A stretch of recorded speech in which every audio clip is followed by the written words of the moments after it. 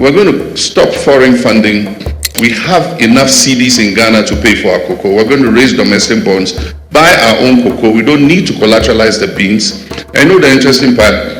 We have the capacity to process 400,000 tons of those beans. I just woke up 1 a.m. and I have to make sure that I make this particular video just to educate you on something. The African continent, ladies and gentlemen, is actually rich in natural resources. Guess what? Ghana alone hosts vast amounts of cocoa, bauxite, manganese, and of course iron ore. For decades, ladies and gentlemen, guess what? Much of these resources have been exported in raw water form. Today, that approach may be changing fast. We have enough CDs in Ghana to pay for our cocoa. We're going to raise domestic bonds, buy our own cocoa. We don't need to collateralize the beans. I know the interesting part. We have the capacity to process 400,000 tons of those beans, processing capacity in Ghana. But because the beans are collateralized, we cannot even allocate those beans to the local processors. We have to ship all the beans outside. Now, if we buy the beans ourselves, we can take 400,000 tons out of the beans and give to our local processors to add value. That is what the Accra research is about. I say by 2030, there are not going to be any raw mineral ores leaving Ghana. You're not going to ship manganese ores out of Ghana raw. You're not going to ship bauxite ore out of Ghana raw. You're not going to ship iron ore out of Ghana raw. You must process all that locally. That is the only way we can provide opportunities for our young people. Our young people are not as patient as our generation. They want to see that progress and prosperity today. And that is why Accra Research has that urgency that we need to implement in order that we stop our young people from braving the dangers of the Sahara and the Mediterranean to try to get to Europe to look for opportunity. Africa's prosperity is not a threat to anybody in this world.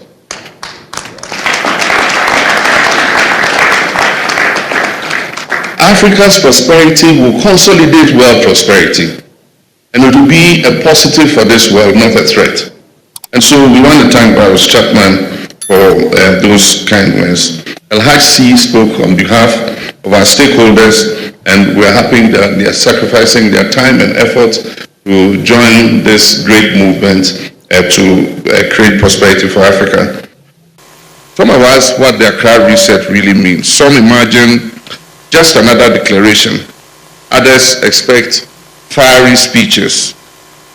Accra Research is an architecture, a framework through which Africa and its partners align finance, health, trade, skills, and technology into a single direction of travel. Our frustrations have given way to determination, sparking breakthrough thinking that will change the calculus of international relations forever. Take, for example, global health. For too long, our health systems have been seen as a drain on our budgets. Through the Accra Reset, every finance minister now understands that health is the foundation of productivity and stability. I'm pleased to announce our high-level panel on reform of global health architecture, which is co-chaired by Professor Peter Piot, Honorable Budi Gunadi Sadikin, Chancellor El-Haj Asai, and Honorable Nisia Trinidade Lima. Reform will be grounded in knowledge of past failures while animated by future promise. On negotiating power, it is said that sovereignty depends on the people manning the gates.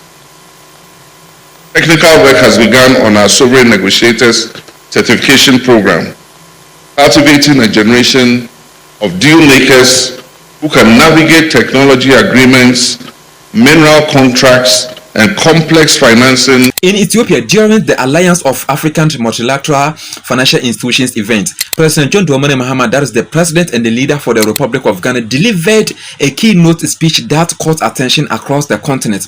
As champion of African financial institutions, ladies and gentlemen, he outlined a bold strategy for Ghana and Africa at large. President John Dramani Mahama stated that Ghana will actually stop relying on foreign funding to buy its cocoa. Instead, the country or state will actually raise domestic bonds to finance the purchase. He emphasized that Ghana has enough cedis, that is the official currency for the state, to manage this independently.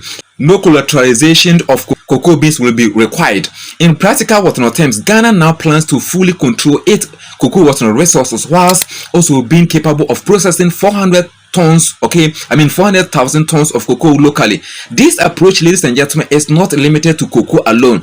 By 2030, Mahama announced that Ghana intends to halt the export of all raw minerals or resources. He specifically named bauxite, manganese, and of course iron ore. These minerals, ladies and gentlemen, have significant uses. Bauxite can actually produce aluminium for construction and of course energy systems. Manganese is actually vital for batteries and of course steel production. Iron ore supports infrastructure and development. Processing them locally, ladies and gentlemen, could actually provide new industries, jobs, and of course, technological growth within Ghana and across Africa. However, these statements, ladies and gentlemen, also carry wider implications. Nations and of course, companies that traditionally import Africa's or Ghana's raw minerals or resources may see this as a disruption or interruption to establish trade patterns. Leaders and of course, institutions that benefit from raw mineral import may need to rethink their strategies, ladies and gentlemen. The tension is actually subtle but present. By controlling and of course processing its own resources, Ghana or Africa signals a shift in Africa's economic independence. This opens the door for debate, discussions, and of course cautious observation from around the globe. The full consequences or results of these policies, ladies and gentlemen, are yet to be reviewed. Now, the question is very simple. How will other African states or countries respond? Will this approach inspire similar strategies across the continent? Now, before we actually dive deeper into this, please make sure to like this video, subscribe, and turn on the notification bell, because we need more important people like you to build this community where we can actually discuss and analyze our own developments. Ladies and gentlemen, the strategy President Mahama presented in Ethiopia is actually multifaceted, okay? It addresses not only cocoa, but also the minerals or resources that have actually shaped Africa's economic relationships with the world. Ghana's plan is to process all raw minerals, ladies and gentlemen, domestically, creating finished products rather than exporting unprocessed resource. Processing bauxite, manganese, and of course iron ore, ladies and gentlemen, locally can actually have transformative effect. Aluminium production from bauxite can actually support energy, construction, and of course manufacturing sectors. Manganese, especially for batteries, could actually drive the growth in electric vehicles and of course energy storage industries across Africa. Iron ore, ladies and gentlemen, processing can actually strengthen domestic steel production, supporting construction, infrastructure, and of course industrial expansion. This development, ladies and gentlemen, could actually reduce Africa's dependence on foreign import for finished products. But the situation didn't actually end there. By asserting control over its resources or minerals, Ghana is actually effectively challenging long-standing trade relationship, ladies and gentlemen. Some foreign institutions and of course nations that rely on African raw minerals like France, United States of America, etc., may view this as a interruption. This introduce a layer of complexity to Africa's economic diplomacy. Ladies and gentlemen, guess what? Originally, Ghana's approach could actually inspire other states if bauxite, manganese, and of course iron ore are processed locally. Neighboring countries like Togo, etc., may actually follow suit, creating a wave of industrialization across West Africa and of course beyond. African financial institutions could actually play a key role in supporting such initiatives. The twist lies in a potential global response. By prioritizing local processing, Ghana challenges established expectations. For decades, major exporters of raw minerals or resources relied on steady supply chains.